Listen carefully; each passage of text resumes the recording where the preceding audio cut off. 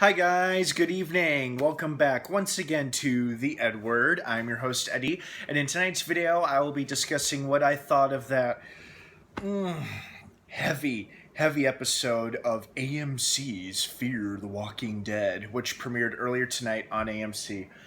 Oh man, that hit you right in the feels. Okay, now before I start gushing and I keep going on and on, of course, and I talk for too long, please be warned that this video review will be full of massive spoilers regarding the most recent episode of Fear. If you're not caught up on Fear the Walking Dead by this episode or the past couple episodes, do not keep watching or listening, as I will be going into spoiler details. So, you have been warned. That being said, we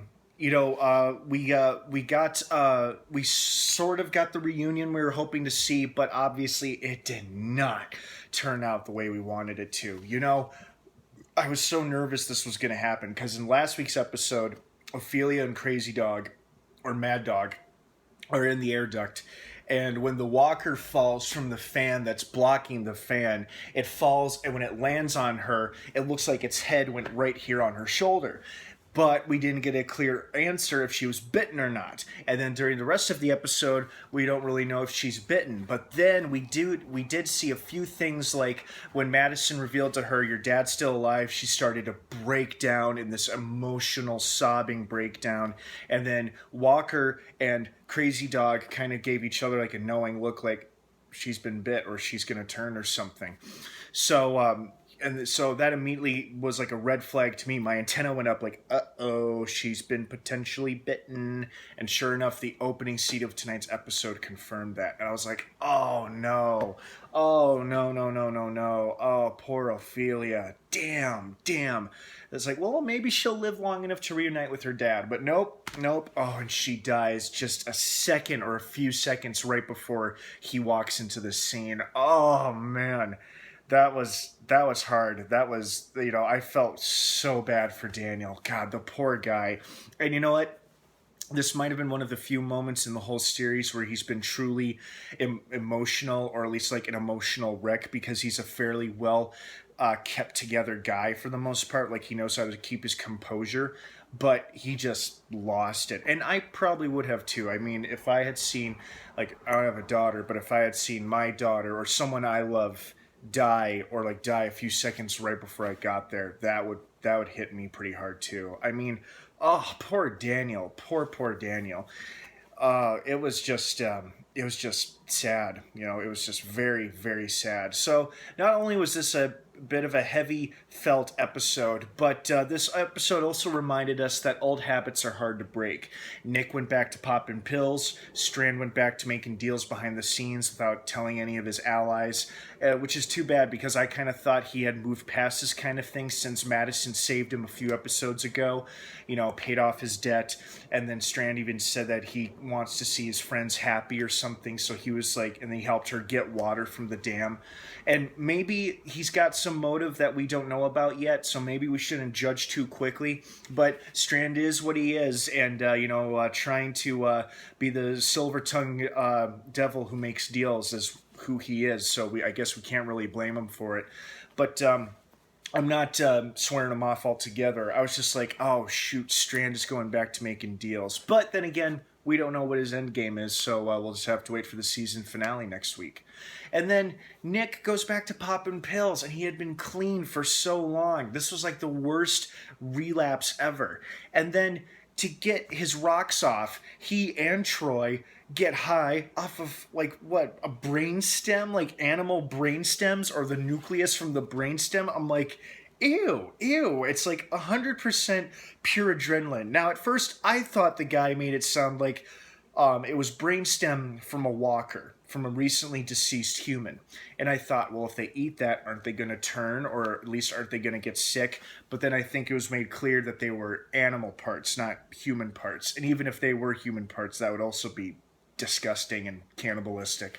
But then they're on pure adrenaline, and I did enjoy how the scenes featuring Nick and Troy were kind of like, we saw this vibrational effect, and everything was echoey all around them or something like that.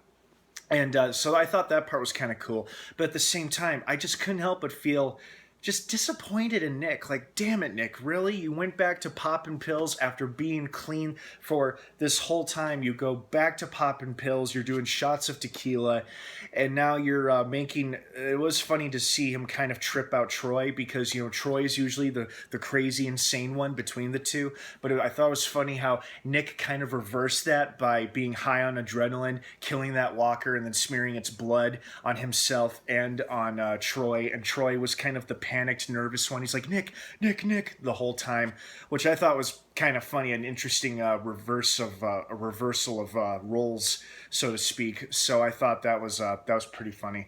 But and then I also thought, was there a big herd heading towards the marketplace? But apparently not. It was just a small herd going by, and I think it was just Nick's way of living again, or like living dangerously on the edge, or some shit like that.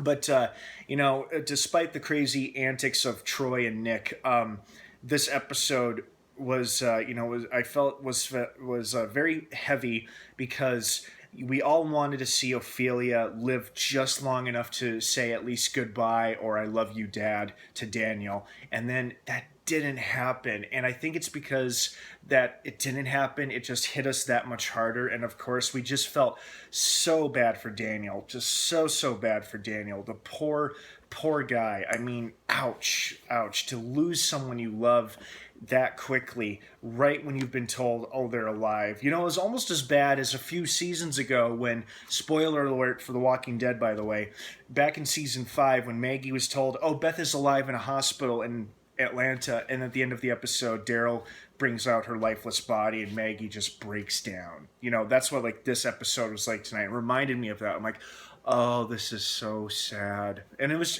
sad. It was very, very sad. And it was also kind of upsetting to see Strand and Madison, who were becoming such strong, trustworthy allies between each other, starting to argue about what to do about Ophelia or like wasted resources or something. And I could see where Strand was coming from, but he was just kind of being a dick while making his argument.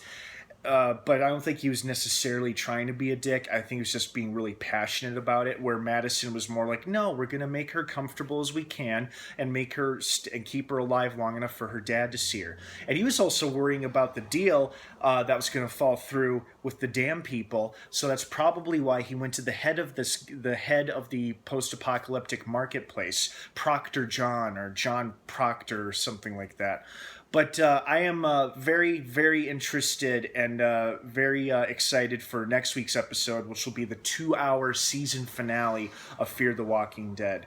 Oh, I also enjoyed Alicia's story tonight. I liked her seeing her fight walkers on her own, meeting a potential new ally, or at least calling a truce with her. And then I loved the scene in the ball pit where, you know, it's like the balls start moving behind her, and you're like, oh god, what is that? Because it could be anything. It could be like a snake or an animal or another human hiding in there, but it was just another walker, and it was like a little girl walker too, which was kind of creepy. So I was like, oh, okay, that's scary, fun but scary. But no, this was another good episode, another strong, solid episode from Fear the Walking Dead, and I hope the season finale is honestly the best one of this whole season, because this season has definitely had some hits. But I feel like the final episode of the season is going to be the one that takes the cake. You know, just based on the promos that we've seen and the fact that it's a 2-hour long finale, I think we're in for a real treat next week. So, what did you guys think of tonight's episode? Did you like it? Did you love it? Did you hate it? Fall somewhere in between? Please feel free to leave your comments, feedback, and opinions down below in the comment section. I'd love to hear from everybody. You've been doing a wonderful job with that lately, you guys. Thank you so much. Keep up the good work.